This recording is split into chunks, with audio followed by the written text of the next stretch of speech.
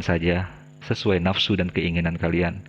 Maka teman-teman, yang terakhir dari saya ya, An-Nisa 171, ya ahlal kitab la taghlu fi dinikum, dan seterusnya. Saya bacakan terjemahan biar cepat. Wahai ahli kitab, janganlah kalian melampaui batas dalam agama kalian, dan jangan sampai kalian mengatakan terhadap Allah kecuali yang benar saja. Sesungguhnya Al-Masih Isa putra Maryam benar-benar utusan Allah yang diciptakan dengan kalimatnya yang disampaikannya kepada Maryam, dan merupakan roh ciptaan Allah. Maka berimanlah kamu kepada Allah dan Rasul-Rasulnya, dan janganlah kamu mengatakan Tuhan itu ada 3 pribadi, 1 hakikat. Berhentilah dari ucapan itu, lebih baik bagi kalian. Sesungguhnya Allah, Tuhan yang Maha Esa, Maha Suci Allah dari mempunyai anak. Segala yang di langit dan di bumi adalah kepunyaan Allah saja. Cukuplah Allah yang menjadi pemelihara.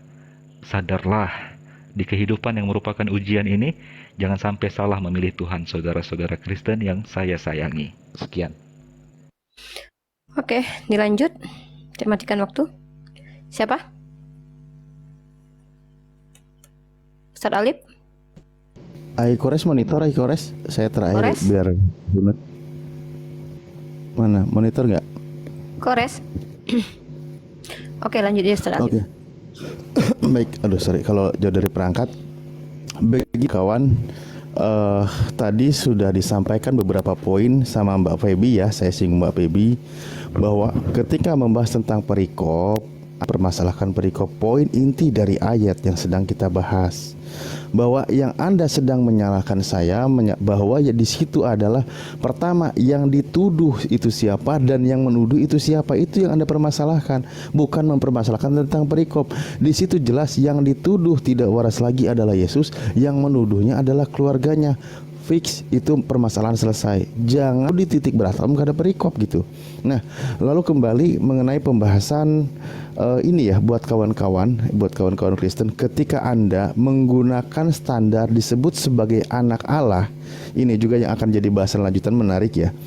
Nah, di sini ketika Anda menggunakan standar yang digunakan, misal keyakinan di India, bagaimana di situ ada dewa Siwa sebagai anak, atau di agama-agama di mana itu ya, di Persia bahwa di situ Stauda sebagai anak dan banyak anak lain, maka Anda akan salah. Tetapi ingat, apa istilah anak Allah? Coba gunakan standar dari kalangan orang Yahudi.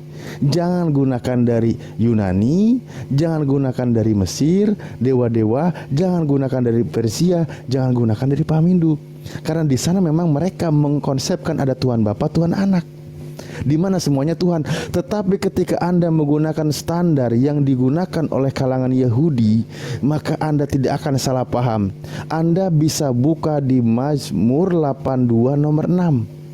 Apa maksud ayat di situ? Oke, sebentar saya buka aja ya. Ada waktu kan Uni? Aduh, biar saya tidak disebut ngarang. Masih, punya Ustaz Alip banyak. Oke, baik, saya buka ya.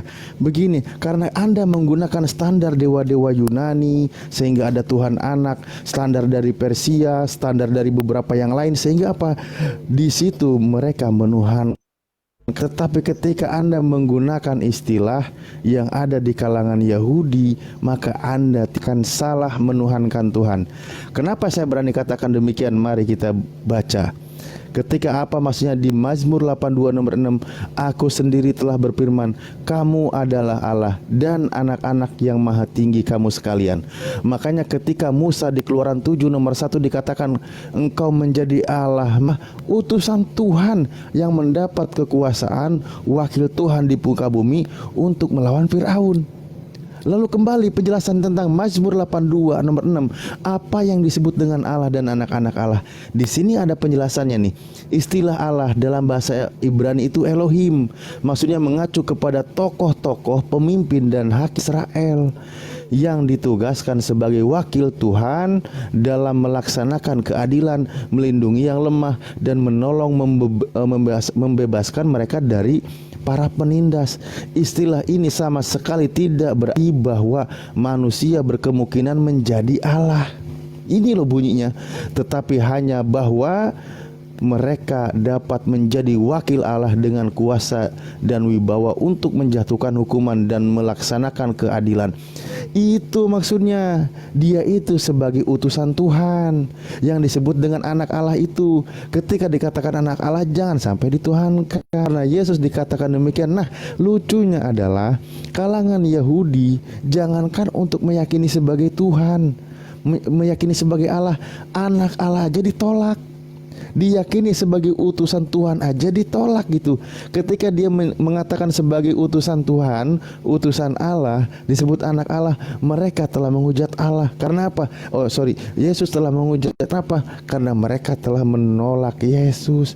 Jadi gunakan standar istilah anak Allah, jangan di luar konsep Yahudi. Jangan gunakan konsep Yunani, gunakan konsep Persia, gunakan konsep Hindu, gunakan konsep mana lagi, banyak sekali itu ya. Jadi kembali ke konteks, maksudnya dia itu adalah utusan Tuhan. Contohnya Keluaran 7 nomor 1, Musa pun dijadikan Allah untuk Fir'aun dan Harun sebagai nabinya, begitu. Kores sudah monitor kah? Kores, masih ada waktu 1 menit lagi. Aduh, 1 menit lagi. Oh, kayaknya jauh dari perangkat. Ada poin yang kelewat lu nggak ya? Boleh lanjut.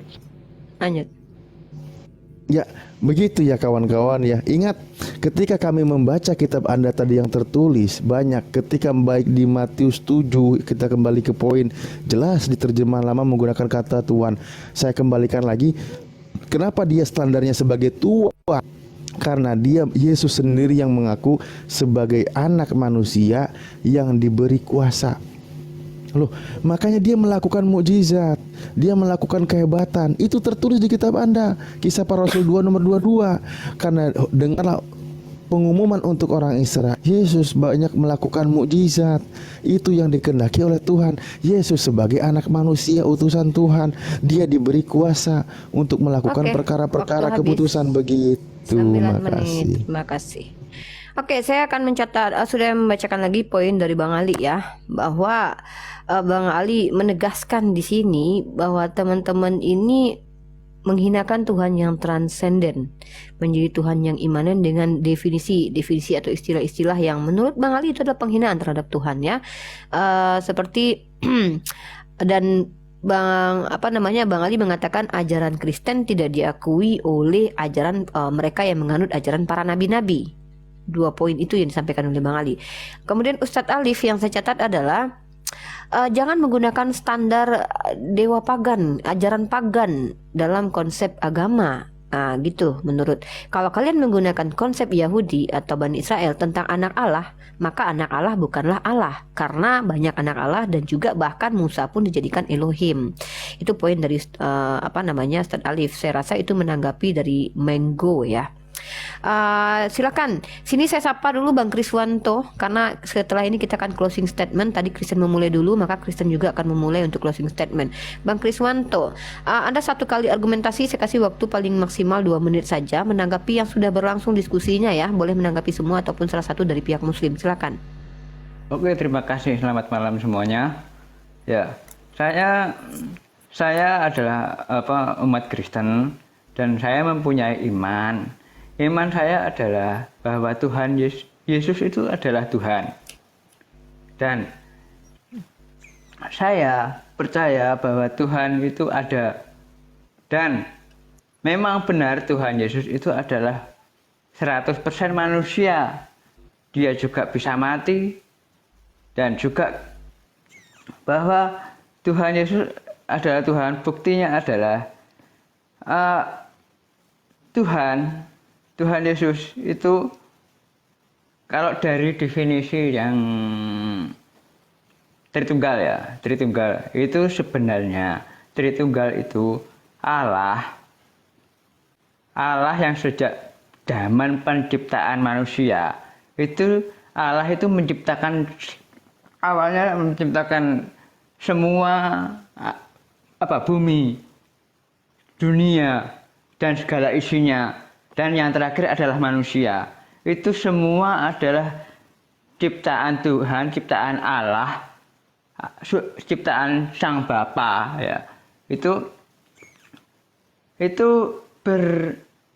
menciptakan dengan firman. Nah, firman itu adalah pikiran Allah itu sendiri, dan firman itu adalah, nah, jadi asal mulanya Yesus itu adalah firman yang dari Allah itu, yang sang sumber itu menjadi manusia. Di dalam Yohanes 1 ayat 1-3 itu menjelaskan bahwa pada mulanya adalah firman, dan firman itu bersama dengan Allah, dan firman itu adalah Allah. Nah, firman itu adalah Allah. Nah, firman itu waktu adalah Anda Allah. habis. Terus Yesus itu adalah firman. Jadi Tuhan Yesus itu memang benar-benar Allah. Itu ya. Oke, waktu habis. Terima kasih. Saya catat Ya, poinnya. terima kasih. Yesus adalah Tuhan, ya, di mana Dia 100% manusia, Tuhan yang bersumber dari sang sumber, yaitu Allah, yang Dia adalah Allah yang menciptakan segala sesuatu dengan firman, dengan pikirannya. Dan kemudian dalam Yohanes 1:1 beliau membawakan dalil itu, ya, dalil biasa ya untuk penuhanan kepada Yesus. Nah, jadi nanti silakan ditanggapi. Ini menarik sekali nih, karena saya mencium aroma bau subordinat, ya. Saya kembali ke skema teologi aja. Teman-teman Kristen, waktunya sudah habis, ya. Kita sapa dulu mantu siapa ini? Silakan mantu, Muslim atau non Muslim? Ini waktu closing statement, bentar. Oh ya, teman-teman Kristen, ya, maksud saya sudah tidak ada waktu sebenarnya. Saya hanya menyapa yang baru masuk saja biar dapat kebagian bicara. Silakan mantu nih, mantu silakan. Selamat malam, Kak. Muslim non Muslim? Saya Muslim. Oke, Tapi maaf, ya- saudaraku, izin, kita sudah masuk di zona diskusi, di mana di sini Muslim sudah diperkuat oleh saudara-saudara kita seperti Ustaz Ali, Bang Ali, dan juga Pera, dan juga saya. Jadi saya hanya ingin berimbang jadi dari teman-teman Kristen. Nanti next time masuk lagi di room saya ketika mungkin belum ada zona diskusi, ketika hanya tanya-tanya saja, ya. Izin, ya, ini sudah zona diskusi. Mohon maaf. Terima kasih Bang Mantu, harus saya turunkan. Izin, mohon maaf. Boleh. Atau ada yang mau disampaikan dulu? Ada yang mau disampaikan Iya dulu? boleh gak? Terkait tadi Ustaz Ali sih. Silakan, cepat aja Bang. Iya, saya ini kan Muslim. Saya tuh sering masuk di room, entah itu Kristen atau Muslim. Itu banyak orang Kristen itu tidak mengakui, Bisa dipercepat Bang.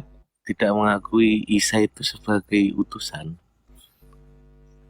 Tapi Oke. sedangkan dia itu Bisa dipercepat? tapi Ya, karena kita sedangkan dikejar waktu. Hari sudah semakin malam, Iya, ini jam iya. 1:15. dia itu memakai referensi itu dari Yahudi. Padahal kita sendiri seorang Muslim meyakini Yahudi itu juga anak turun dari Ibrahim. Oke, poinnya Bang, langsung saja. Poinnya, saya Ya, poin- ini kan saya mau Ya closing poinnya statement. gini, apa ya? Ya, poin Mana besok? Besok aja ya. Besok aja, izin. Besok saja. Nanti lagi lagi. Ramadan apa tadi? Allah turun Kita dari sedang tema. Ya, besok saja kita sedang sedang ada diskusi. Izin, mohon maaf. Mohon maaf sekali, mohon maaf. Tanpa bermaksud kurang ajar. Aduh. Oke, kita mau closing statement. Sekarang pihak Kristen ya. Pihak Muslim ya. Siapa yang barusan namanya itu? juga Kak. Beri namanya kita. Enggak, barusan itu Kristen ya Bang Ali. Ustaz Alif ya. Muslim. Sekarang Kristen Oh, Muslim. dulu. Berarti closing statementnya Kristen berarti. Iya. Iya. Oke, setelah- silakan closing Enggak, statement Kristen. Gini, tadi kan yang memulai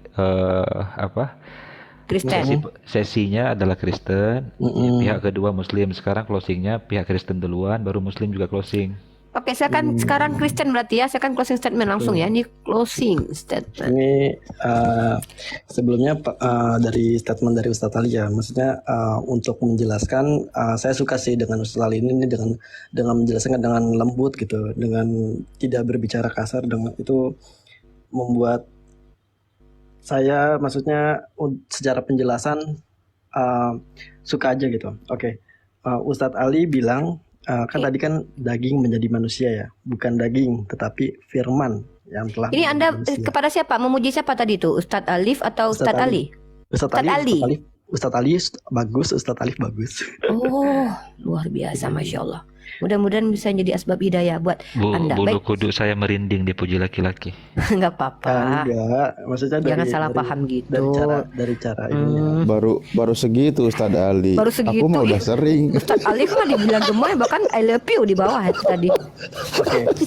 Oke, ini waktunya masih Oke, banyak. waktunya nggak teman-teman merinding- Kristen udah nggak nggak apa-apa kita merinding lagi. sambil kita ngobrol-ngobrol dan tertawa lah kan di closing statement. Saya tahu kok Iya. teman-teman, mudah-mudahan kita Iya, bisa jangan lanjut terlalu tegang diskusi ya. next time. Ya, ini luar biasa nih. Ray, terima kasih, saya apresiasi Ray ya, luar biasa. Ray salah satu teman Kristen yang cukup santun, luar biasa. Iya. Silakan Ray closing statement ya. Iya.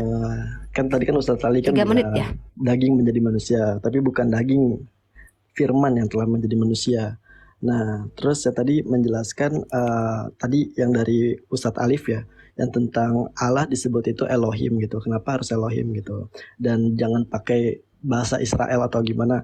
Bagaimana kita tidak boleh menggunakan bahasa Israel kalau Yesus saja lahir di Bethlehem gitu. Contoh dari Mazmur 82 ayat 6.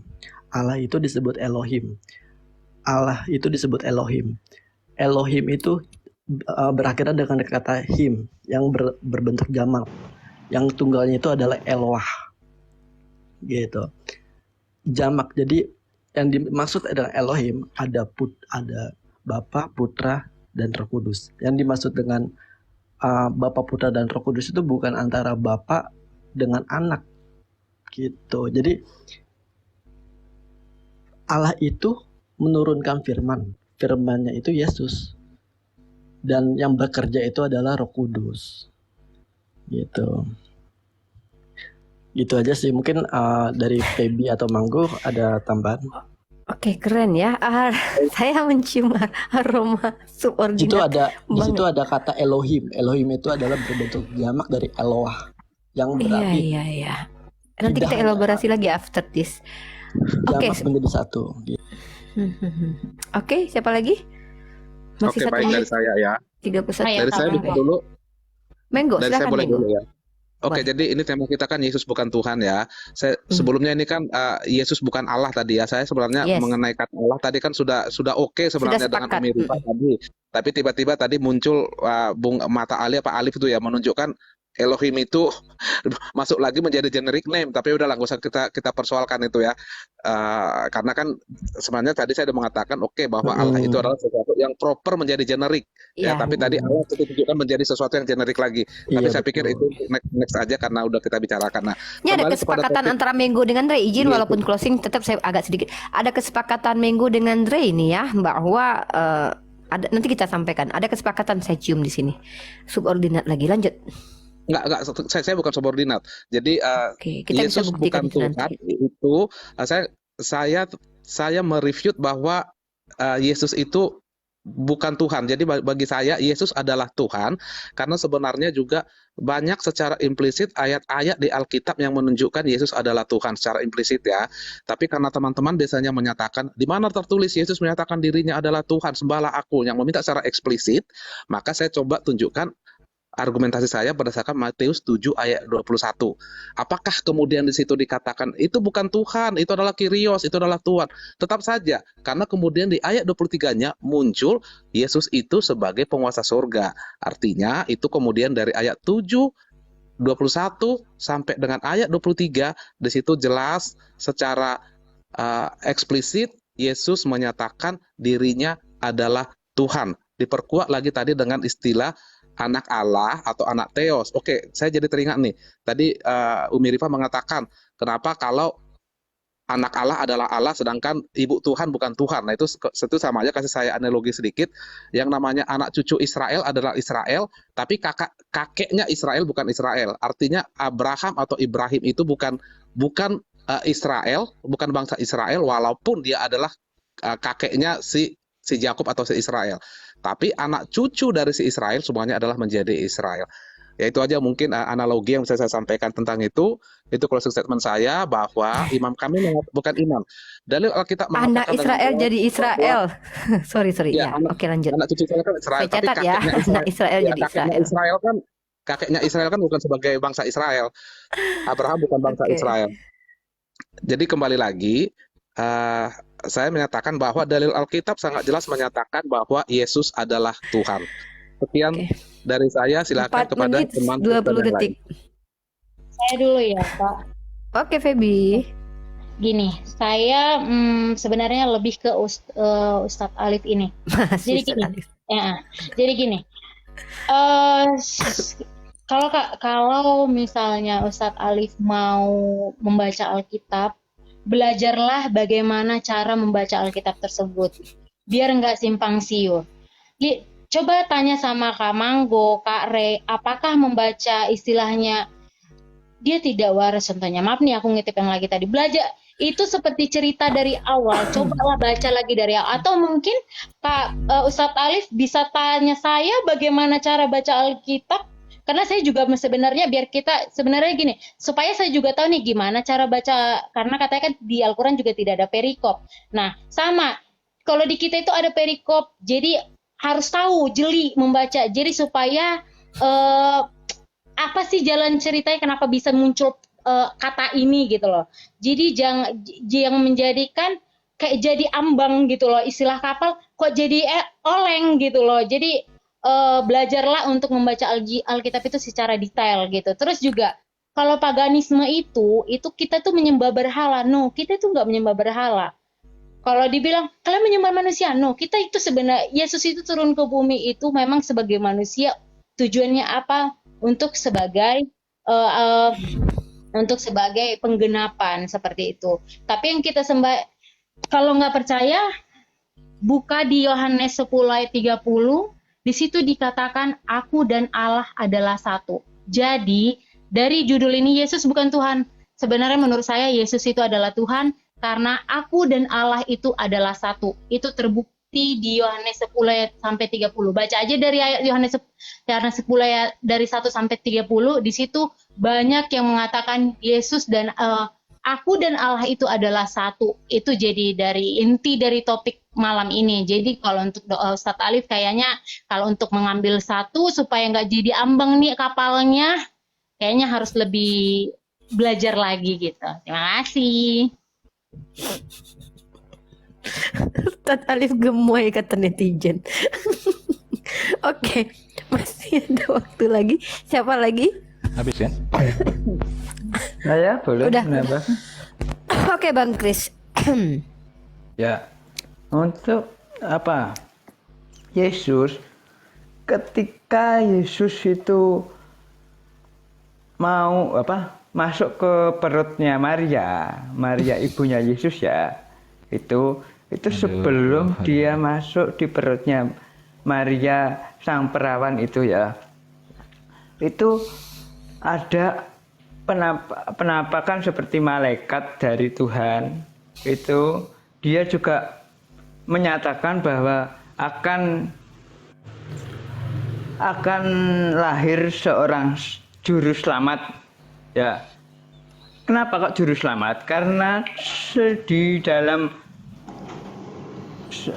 perjanjian lama itu sebenarnya Tuhan itu menciptakan manusia itu karena kasihnya kepada manusia. Dan setelah Adam itu berbuat dosa, Anda yang ngomong saya yang capek dengarnya. Gak apa-apa, Ya.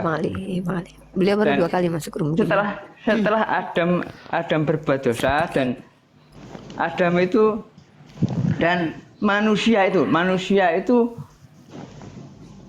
diusir dari Taman Eden dan 1 menit lagi.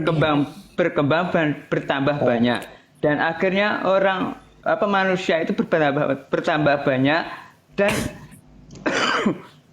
manusia itu tidak sesuai tujuan Allah, yaitu berbuat dosa dan tidak menyembah Allah yang sebenarnya.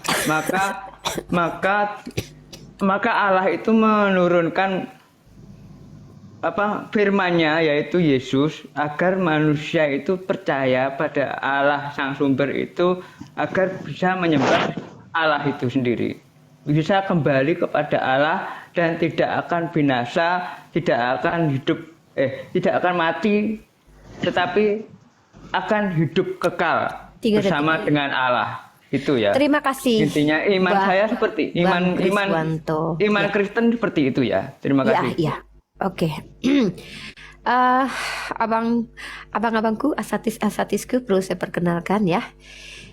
Bang Kriswanto, saudara Kristen dari Tanah Jawa, baru 2 kali masuk room saya. Mohon didampingi dalam ranah diskusi Bang Ali, Ustadz Alif, dan juga Kores tentunya. Begitu juga dengan Dre yang baru beberapa kali masuk room saya, mohon didampingi juga, ditemani diskusi.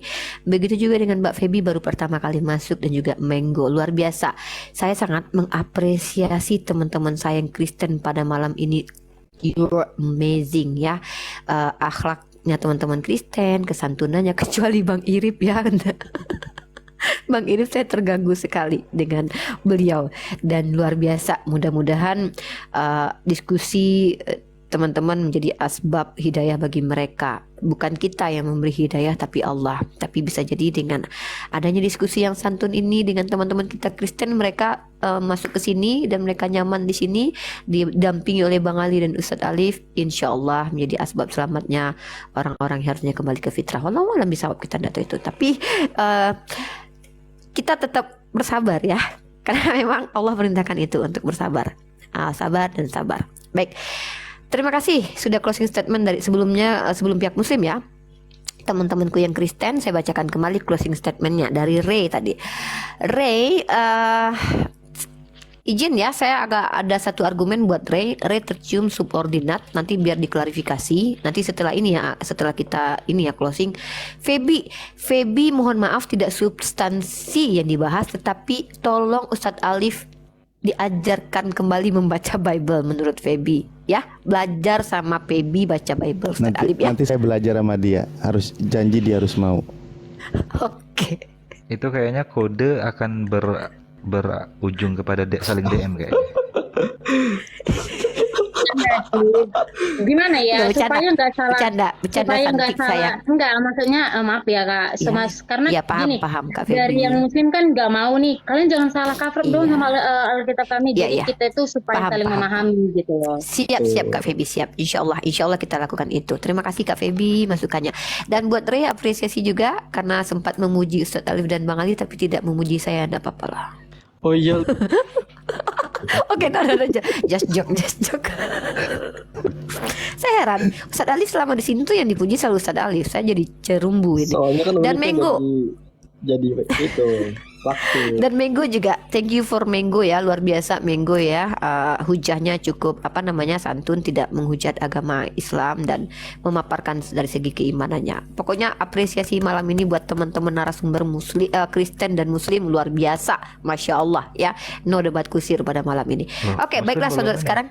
Iya, belum. Sekarang gantian teman-teman Muslim untuk closing statement. Di sini cuma ada 2, Ustadz Alif dan Bang Ali. 5 menit, 4 menit berarti. 4,5 menit berarti. Silakan.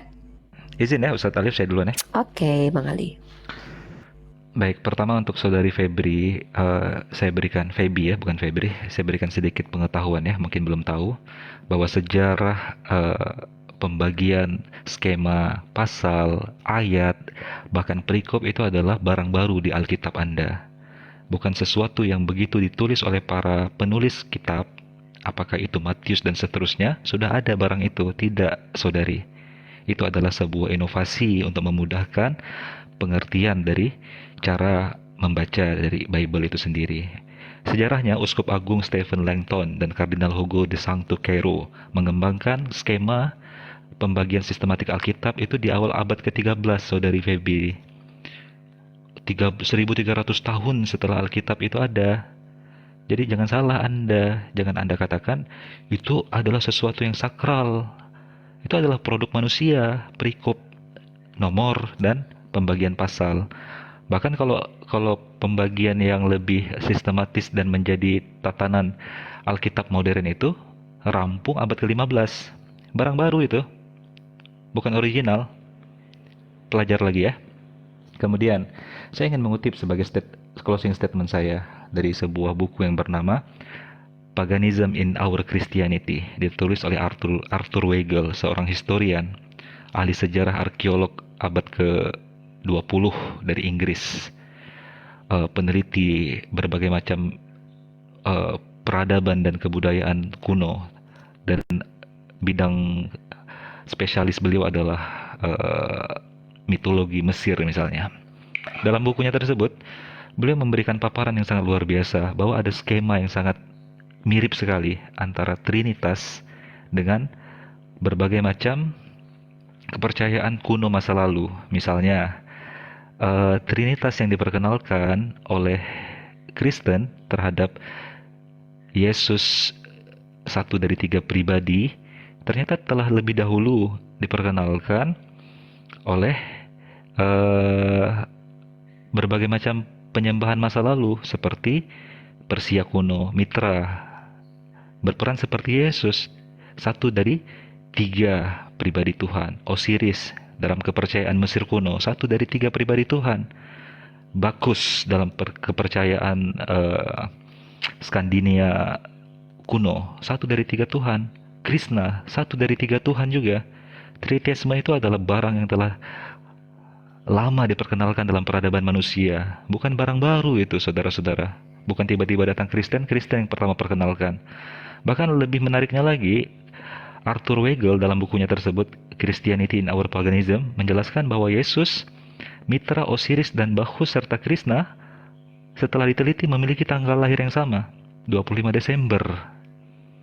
Kemudian lahir dengan narasi yang sama melalui mukjizat dari perawan suci. Yang lebih wow-nya lagi, memiliki proses kematian yang sama, dikorbankan untuk penghapusan dosa. Bahkan Krishna itu adalah sosok Tuhan yang jadi manusia yang pertama sekali dinarasikan matinya itu disalib di pohon, lebih dulu dari Yesus sekalian. Krishna duluan, bro, bukan Yesus yang mati disalib untuk penghapusan dosa. Dan Arthur Weigel juga memaparkan dalam penelitian dia, seluruh Tuhan-Tuhan yang jadi manusia tadi juga dibangkitkan di hari ketiga. Kok sama lagi nih? Makanya saya untuk akhir kalam saya di hari Minggu di masa saya kecil dulu, salah satu film series favorit saya setiap minggu itu yang saya nantikan bukan Doraemon, bukan Satria Baja Hitam, tapi satu film yang menceritakan tentang ada Tuhan Yunani, Zeus namanya. Di sorga dia lagi bosan, lagi gabut, turun ke bumi, melihat ada wanita cantik di bumi, nafsu, dihamililah wanita tersebut. Maka lahir dari proses tersebut seorang anak bernama Hercules. Masyarakat Yunani meyakini bahwa anak tersebut 100% dewa, 100% manusia. Dia tumbuh besar melawan kejahatan, membela kebenaran, mengalahkan monster, mengalahkan seluruh kezaliman dan kejahatan. Pada akhirnya dia mati dalam perjuangan dan pertarungannya tersebut. Dan setelah kematian tersebut, dia naik kembali menuju dan bersama bapaknya di sorga. Kok sama lagi nih dengan narasi film-film kolosal mitologi masa lalu ya? Bahwa ada Tuhan yang telah turun membela manusia, kemudian mati mengorbankan dirinya untuk manusia, untuk menyelamatkan 5 menit, manusia. 5 detik. Oke, thank you. Itu saja dari saya. Semoga jadi renungan kita Oke, bersama. saya matikan. Ustaz Ali, sisanya silakan. Oke, baik, terima kasih Uni dan Ustadz Ali. Lanjut Mbak Feby ya, saya tunggu tantangan Anda untuk ngasih pelajaran kepada kami ya. Oke, mari kita pelajari Bible. Pertama dari segi bahasa Indonesia. Ya, kita buktikan saja ya. Begini pelajaran yang baik dan benar ketika menyebut apa itu Tuhan. Standarnya tentu dari KBBI. Sesuatu yang diyakini, dipuja dan disembah oleh manusia sebagai yang maha kuasa, maha perkasa segalanya. Ini yang disebut Tuhan. Nah, sekarang mari kita lihat. Sekarang, bukan sekalang.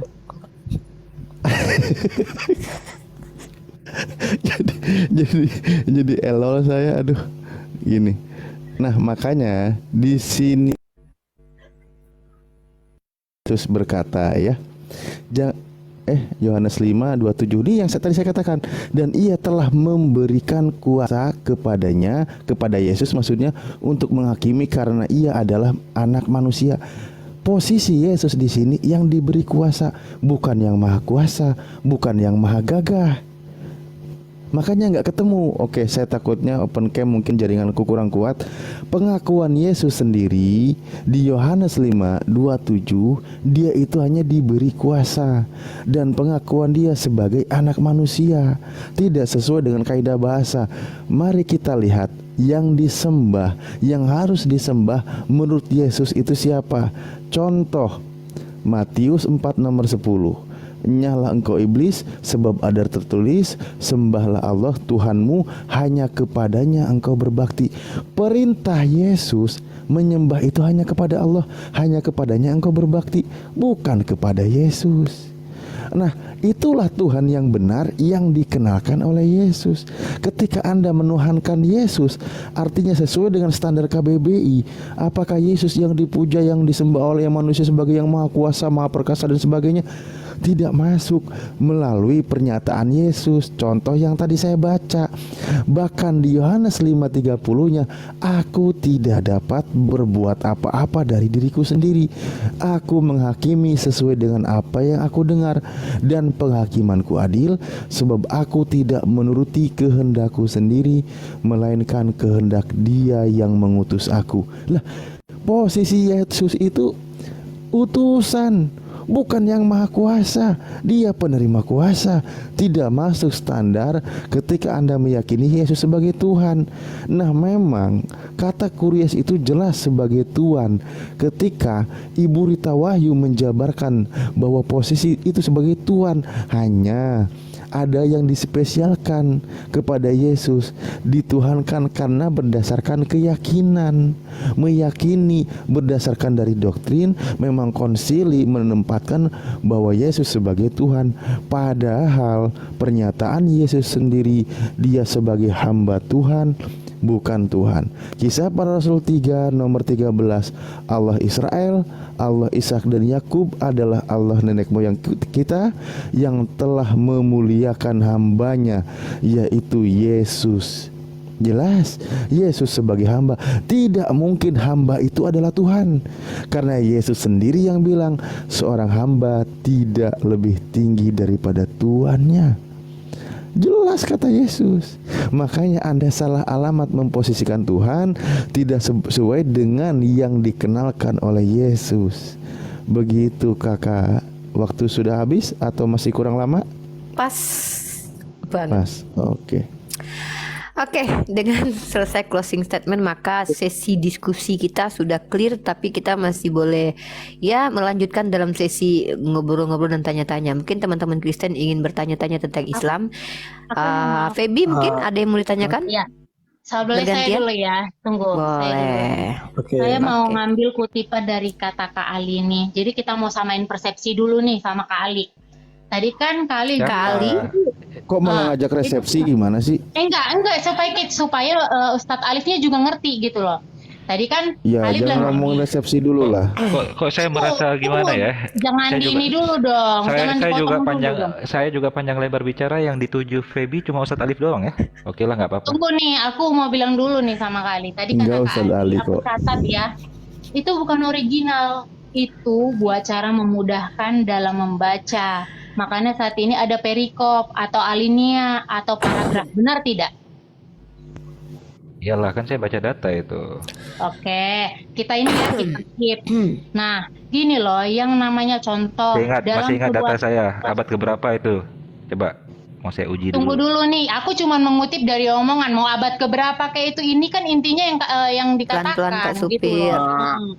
Bro, Jadi- Umi jadi Rita, gini nih. sorry saya potong dulu supaya apa datang permisi pulang permisi. Jadi karena masih dilanjut ini diskusi, saya pamit dulu ya. Oke, Dulu, terima jadi kasih saat Menggo. ini Jangan kan ada bosan beberapa datang ke acaranya. room Uni. Oke, baik. Mungkin Uni bawa Baik. tema yang berbeda besok dengan Menggo. Kita sudah ada Boleh. kesepakatan tadi. Sebenarnya Yesus ini Tuhan atau bukan, Uni masih ada. Tapi temanya mungkin Uni ganti. Siapakah Yesus menurut dirinya? Boleh? Oke, baik, boleh. Ya. Oke, Oke. tomorrow ya. Terima kasih ya. Minggu ini jadwal besok ya, jadwal besok. Siapakah Yesus menurut dirinya? Oke, sebelum lanjut ke Oke, Feby makasih. lagi, Ya. kasihan di sini ada ANTM, kita sapa dulu. Thank you ya Menggo. Aduh luar biasa, apresiasi buat Menggo. Oke, Saudara Kristen kita yang luar biasa.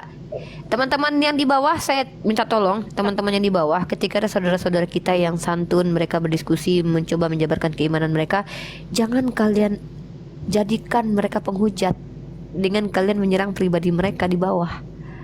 Ya, awalnya mereka santun karena ketrigger oleh komentar-komentar kejam teman-teman muslim, khawatirnya mereka justru berubah menjadi penghujat. Mari kita tunjukkan rahmatan lil alamin ya di room ini. Oke, ANTM silakan. Waduh, si Feby udah nanggung itu. Oh PB, oke ke PB dulu. Oke, ANTM sabar dulu.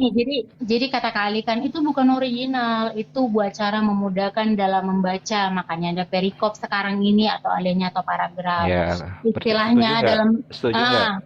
Setuju nggak? Oke, itu kan istilahnya kan kembali lagi tadi kan soalnya jawaban dari Ustadz Alif itu ini perikop baru. Nah, coba aku tanya nih sama Kak Ali, kalau perikop baru itu atau paragraf baru itu bukankah harusnya Ustadz Alif mengatakan sudah bilang dari tadi yang penting itu substansinya. Gini loh Kak, dari Jangan kalau berlindung misalnya dengan kita dengar, perikop.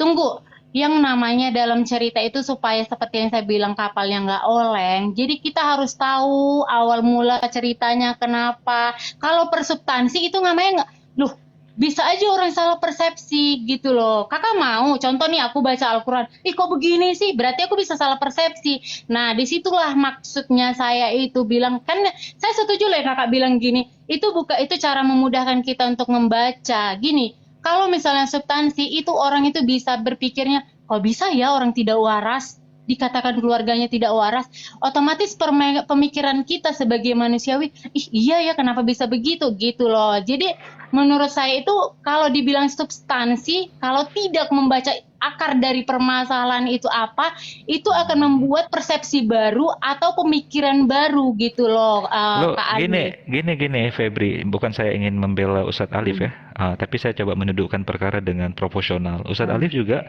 tidak hanya membawa persepsi atau asumsi beliau sendiri melalui substansi yang beliau pahami, tetapi beliau mengutip.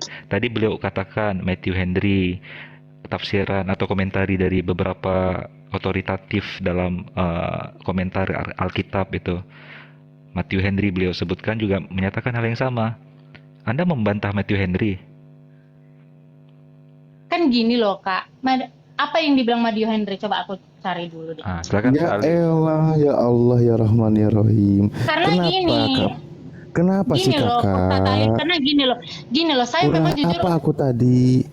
Gini loh Kak, kalau lah contohnya Al-Quran kalian saya baca sepotong-sepotong, apakah kalian setuju? Bukan itu, kakak. Berarti kan, jadi gini loh, saya jujurnya kenapa saya harus meluruskan dari kutipan substansi yang kalian ambil gitu loh Ustadz Alif, karena supaya jangan yang lain ini kan bisa jadi ganti persepsi gitu loh.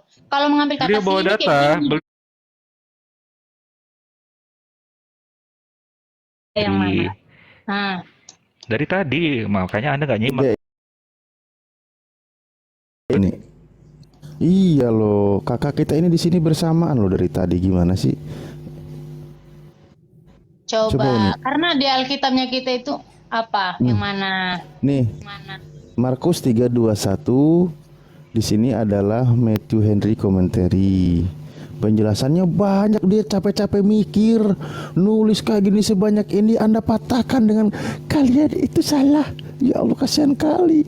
Ini jelas loh. MHC. Coba ya. ini yang mana? Coba aku lihat dulu. Jangan-jangan itu blogspot gitu loh. Kok Coba yang blogspot? mana? Enggak, makanya sini mana Nih. ininya biar aku bacain yang mana. Nih, Oke, Alkitab. nih.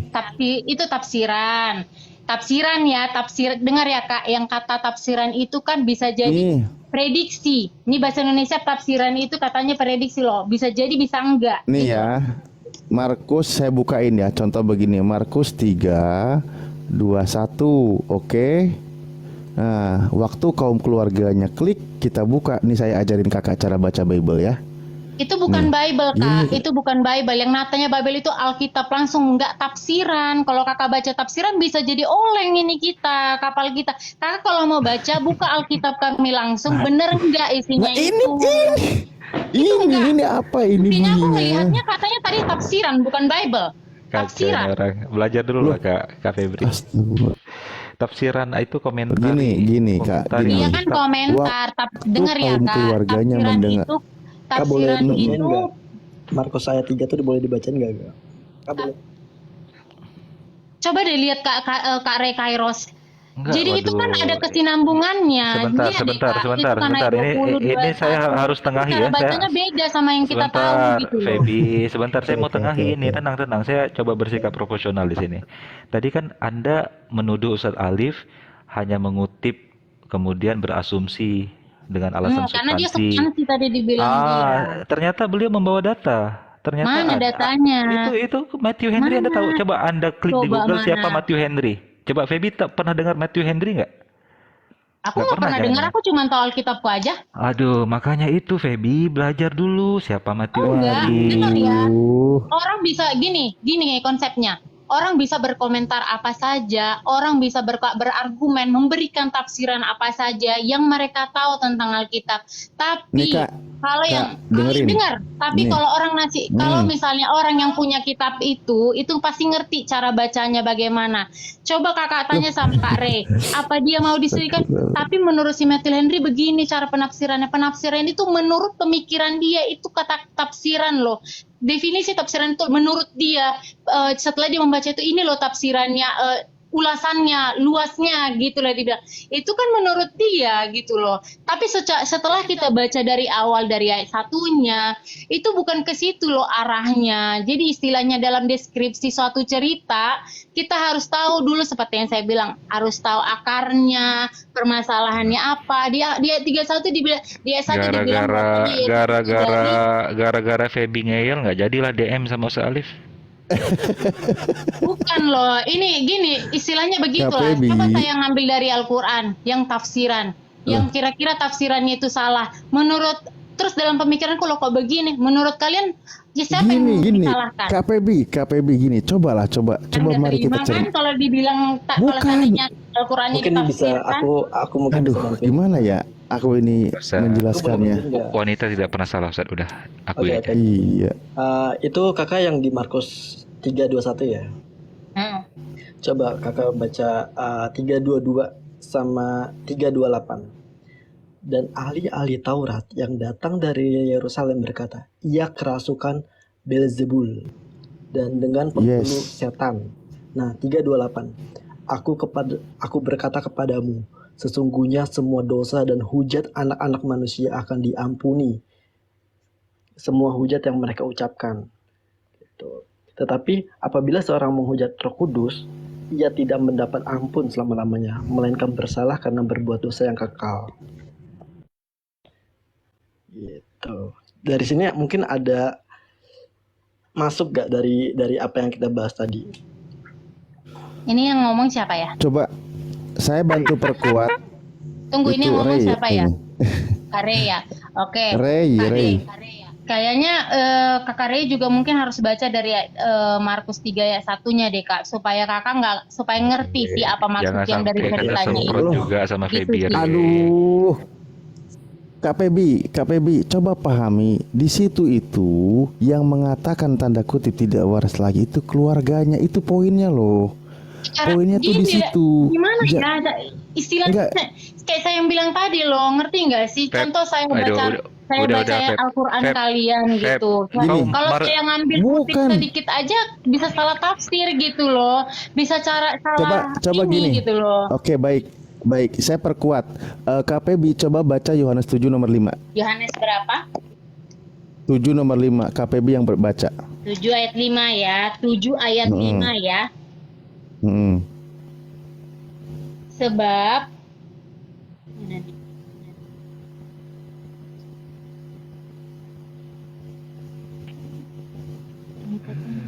ada seorang pembunuh.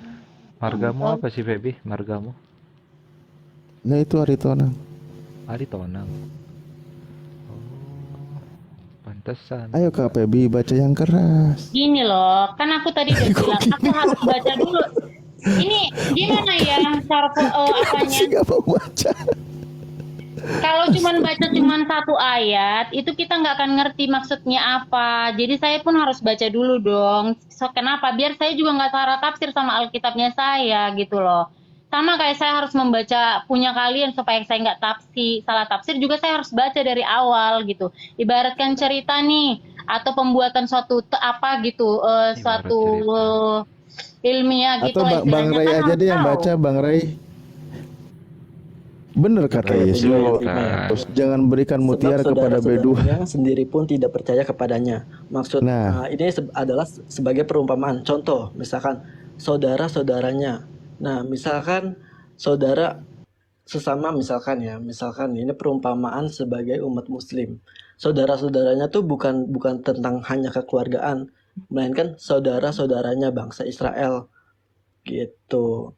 Jadi di sini bangsa Israel yang belum percaya kepada Yesus.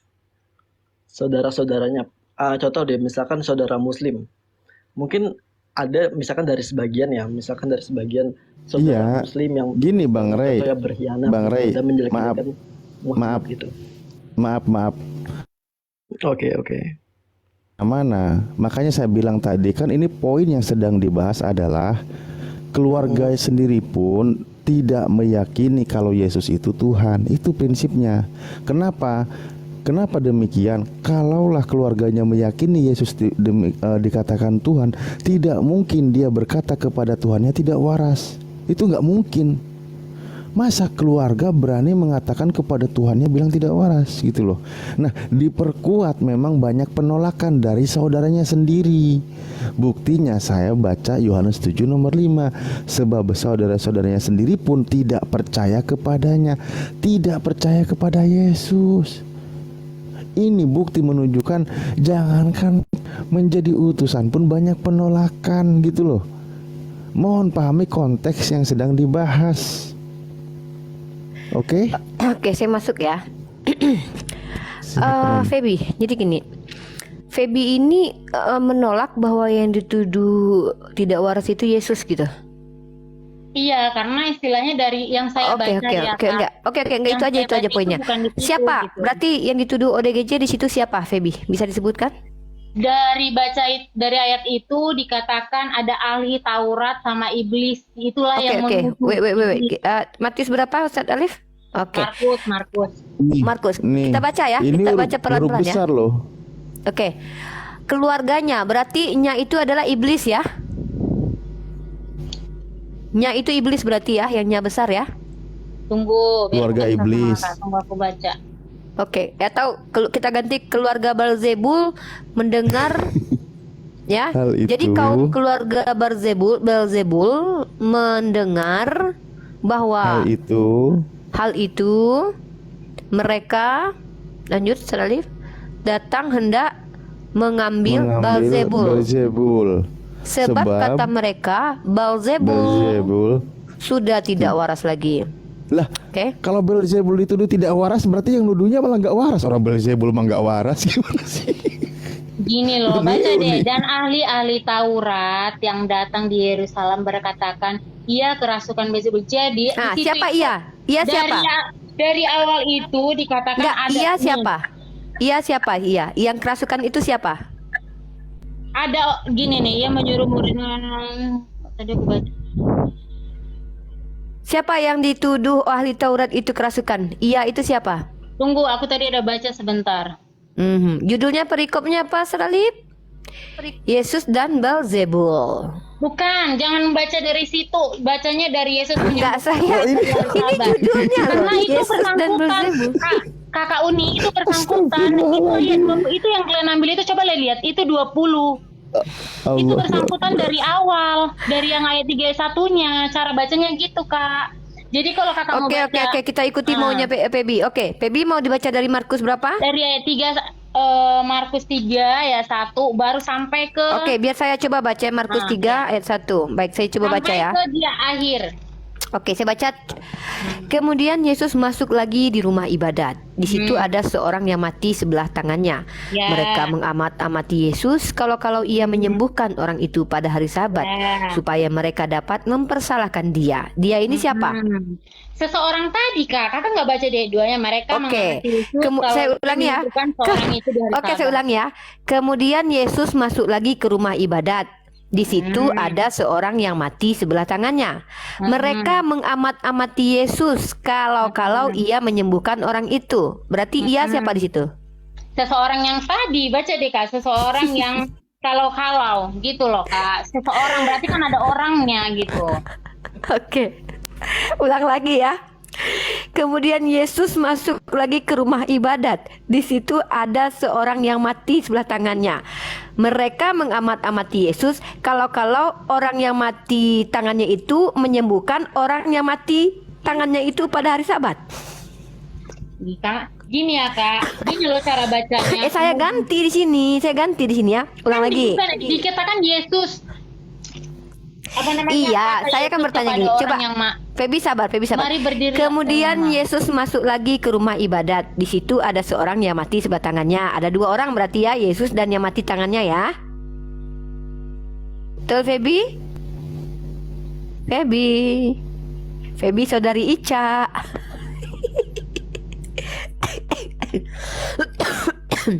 Kita ulang lagi. Mereka mengamat-amati Yesus kalau ia ini kata Feby adalah orang yang mati sebelah tangannya. Mari kita bahas. Kita ganti ya. Mereka mengamat-amati Yesus kalau orang yang mati tangannya ini menyembuhkan orang itu. Loh, Feby kok turun? Masa orang minta diobatin malah ngobatin? Piye londo. Ya Allah, Feby, kenapa menolak sedemikiannya gitu, menolak padahal. Oke, di sini ada Bang Kris nih. An, silakan An, apa yang mau disampaikan An? Mau mengajarkan cara baca Bible satu perikop kepada Ustaz Alif? Halo, saya Wahyu Kris. Ya, An ini belum Bang Kris, kita ke An dulu. An TM, silakan. Daripada jadi berhala nanti. Ya, sebelumnya Assalamualaikum warahmatullahi wabarakatuh. Selamat malam. Waalaikumsalam warahmatullahi wabarakatuh. Silakan, Muslim ya? Kebetulan saya Muslim, Kak Tony. Oh iya, apa yang mau disampaikan? ANTM. Ya, Kak Uni, mungkin banyak nih pernyataan dari luar sana yang memang kadang kita dengar itu kita belum merasa puas dengan jawaban-jawaban teman-teman kita dari sesama Muslim gitu kan, Kak. Nah, oleh karena itu saya mungkin nanya ke Kak Uni gitu terkait keberadaan Yesus dengan Nabi Isa yang kemudian disamakan itu, Kak. Tunan Kalijogo di mute dulu. Jelas suara saya, Kak Uni? Lanjut. Iya, jadi banyak pernyataan yang mengatakan bahwa antara Isa dan Yesus itu berbeda. Nah, ini didasari dengan jarak waktu antara keberadaan Nabi Isa dengan Yesus itu sendiri.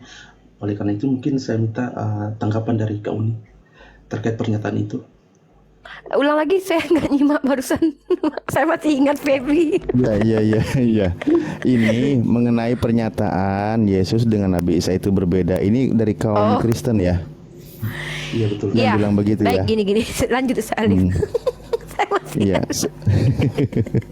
Kak Feby kan mau ngajarin dia guru aku loh, Uni. Dia guru aku, dia mau ngajarin aku gimana. Janganlah kau cuma guruku. Aku dari tadi itu udah dibuat ketawa sama Ica ketika Ustadz Wafi menjelaskan mana yang tidak konsisten, mana nasak mansuh. Terus dia tuh, ya Allah, aku pikir mukanya ya. Allah. Iya, maksudnya bukan mukanya aja, argumen dia. Apa ya, aku tahu kok, dia itu sadar. Dia mengerti sebenarnya, hanya aja yaitu tadi innallazina kafaru. Lanjut. Sawaun alaihim. Ya, jadi itu sebenarnya kan kita dari jujur fakta dan data itu memang oknumnya sama tapi dikisahkan berbeda. Bible mencatat berdasarkan banyak penelitian dan sebagainya sehingga terjadi kutip kesalahan-kesalahan dalam pandangan Islam. Maka Islam hadir meluruskan bahwa Nabi Isa itu begini posisinya gitu. Intinya oknumnya sama, hanya diceritakan berbeda. Islam meluruskan kabar yang sebelumnya terjadi kesalahan karena berdasarkan penelitian, sementara Al-Quran berdasarkan wahyu. Bahkan di situ ada di surah Al-Imran bahwa Allah mengisahkan tentang Nabi Isa dan dikata kebenaran itu datangnya dari Tuhanmu, maka janganlah kamu termasuk orang yang ragu. Termasuk kisah Nabi Isa ini di situ konteks ayatnya. Jadi ketika ada yang memisahkan, memang terjadi sekarang fenomena seperti tujuannya, yaitu ketika fakta dan data kita buka, dia bilang beda. Tetapi di sisi lain misionaris itu mencatut-catut Al-Quran, menyamakan, bahkan mengemis istilah kalitullah, ruhullah itu dari Al-Quran sendiri. Begitu. Jadi gini Bang Antem, kenapa mereka memilih menyatakan bahwa Yesus dan Isa berbeda? Ya supaya kita tidak membuktikan bahwa Yesus sendiri tidak mengajarkan kekristenan dan mengajarkan Tritunggal dan bahkan hanya menyembah kepada satu Tuhan. Jadi argumen itu untuk membantah menghentikan perdebatan, karena memang sulit sekali melawan hujahnya teman-teman Muslim. Mana Feby tadi? Berarti orang yang sama kan, lebih para Yesus Sama-sama. sama. Tolong jangan bully guruku ya. Jangan dibully ya, tolong Feby, jangan dibully guys. Kita cintai. Jadi saya memang mau malam ini mau heart to heart dengan teman-teman netizen ya. Mohon maaf teman-teman netizen. Ada satu hal yang ingin saya sampaikan kepada teman-teman netizen. Saya di sini pribadi ya, saya tidak tahu Ustadz Alif, Bang Ali dan Kores. Saya hanya pribadi saya. Saya pribadi sebagai muslimah itu tidak mau mengklaim saya mewakili muslim. Saya mewakili diri sendiri. Ini saya mau curhat sama netizen. Kapan lagi saya curhat sama netizen? Dan mumpung ada juga yang di YouTube ya menonton. Saya tidak mau mengatakan bahwa saya mewakili muslim dan muslimah, apalagi merepresentasikan muslimah. Tidak. Saya di sini pendiskusi. Saya adalah orang yang sedang belajar. Saya seorang mahasiswi di mana salah satu tugas saya adalah bertanya dan menjawab. Nah, tapi ada hal-hal yang saya rasakan begini. Apakah betul yang kita lakukan selama ini? Maksudnya adalah kita mendiskusikan hal-hal yang memang berbeda. Tapi kalau kita lakukan dengan cara yang salah, apakah hasilnya benar gitu? Jadi saya meminta tolong teman-teman netizen, jangan kita menciptakan penghujat-penghujat baru. Karena secara psikis, secara psikologi ya, dulu saya masih mengingat waktu pertama-tama saya muncul di TikTok, banyak sekali teman-teman Kristen itu yang sangat santun belum terpapar penyesat. Nah, maksud saya penyesat ini adalah jangan samakan apologet dengan mereka Kristen yang bukan apologet. Karena apologet itu mereka menganggap itu profesi. Karena akan teman-teman tahu ya, kalau sudah ke apologet, mereka akan disupport oleh gereja mungkin, disupport sama donatur mungkin. Maka ini ranahnya, motivasinya sudah bukan lagi mereka itu mencari kebenaran. Tapi saya membedakan bahwa mereka adalah penyesat. Treatment menghadapi penyesat dengan orang-orang tersesat dalam perspektif Islam itu tidak bisa disamakan. Tapi teman-teman netizen, ketika ada teman-teman kita yang non-muslim terlihat berbeda cara berpikirnya dengan kita, teman-teman langsung serang pribadinya. Jujur saya juga katakan saya pernah melakukan hal itu. Tapi apakah dengan cara begitu bukankah kita sedang mencoba untuk menghinakan agama Islam gitu? Ini saya curhat sama teman-teman ya. Nah, kalau di sini mohon maaf ada Feby misalnya, dia seperti itu, Ica ya, kalau Ica memang sudah keterlaluan, jadi offside ya, karena dia sudah offside, sudah dijelaskan tapi dia sengaja seolah-olah begitu. Nah jadi kalau seperti Feby baru masuk, kita tidak perlu gitu loh. Kalau kita satir tidak apa-apa. Satir itu salah satu teknik atau apa ya namanya, kalau teknik bukan teknik ya, keindahan dalam berdiskusi.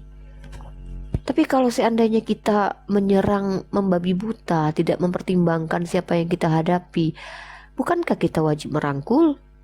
Bukannya malah kaum mereka juga menghujat Islam. Iya, tapi kita tidak boleh generalisir. Tolonglah bedakan antara penyesat dengan yang tersesat gitu. Saya cuma itu aja mintanya. Kenapa? Saya tidak mau mematikan komen. Kenapa? Saya pengen juga teman-teman berbagi informasi di bawah. Saya banyak kok mendapatkan jawaban dari komen itu. Ketika saya berdiskusi, ada yang menunjukkan ayatnya, ada yang menunjukkan makna, tafsir. Masya Allah, saling melengkapi walau teman-teman tidak duduk di Komal sini. Dan saya sedih kenapa komen saya itu nggak pernah nongol loh. Coba Ustadz, coba. Nggak tahu kenapa. Di Dari banned. tadi emang saya nggak komen dari tadi cuman nggak nongol. Oh berarti Ustadz Ali di banned untuk komen di sini. Ada yang Tuh, saya mematikan. Cuma izin ya. Ya, Kalau Uni bilang Uni tidak bisa mewakili umat Muslim seluruhnya, tapi kalau menurut saya tipikal yang kayak Uni, Bang Juma dan teman-teman Muslim yang lainnya yang memang mumpuni menjelaskan Islam, saya rasa cukup mewakili karena ya itu kita. itu enggak tujuan apa-apa. Itu dari Ya. sisi antum. Saya enggak ada urusan dengan itu. Ya. Tapi saya sendiri disclaimer bahwa saya adalah itu paham ya maksudnya itu dari sisi antum. Saya tidak masalah. Yang penting adalah jangan sampai kebencian kita kepada suatu kaum menjadikan kita tidak berlaku adil gitu. Jangan sampai kecintaan kita kepada suatu kaum kita berlebih-lebihan, ya, gitu. Terlalu cinta kepada Ustadz Alif juga nggak boleh. Sampai-sampai mengabaikan ustadz-ustadz yang lain gitu, nggak boleh itu. Adil lah ya. Jadi gitu.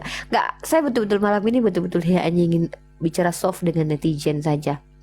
Karena kita akan diminta pertanggungjawaban. Ketika teman-teman netizen berkomentar tidak baik, maka saya akan digeret di hadapan Allah nanti. Kenapa? Karena saya buka room. Ya, nanti teman-teman yang komentarnya jahat menjadi asbab mereka marah, menjadi asbab mereka menghina Allah, menjadi asbab mereka menghina Rasul, maka kemudian saya dihadapkan. Loh, bukannya Uni Rifa yang buka komal? Itu akan dimintai nanti. Kita akan bertemu nanti di hadapan Allah. Percayalah. Percayalah. Nah, sama juga kalau ada teman-teman Kristen, mereka misalkannya menghujat, ya kan? Ya, kita bisa hantam argumentasinya, tapi nggak bisa kita hajar balik menghina sesembahannya gitu loh. Tunjukkan saja dalil kalian yang menghujat Tuhan kalian dengan dalil ini dan ini gitu. Jangan kita gitu. Gitu sih. Jadi saya mau komalnya kondusif, kemudian netizennya sangat-sangat kondusif, akhirnya tercipta bahwa diskusi lintas iman ini juga bisa kok menghasilkan kedamaian, ketentraman gitu loh. Itu sih menurut saya. Tadi Gimana Ustaz?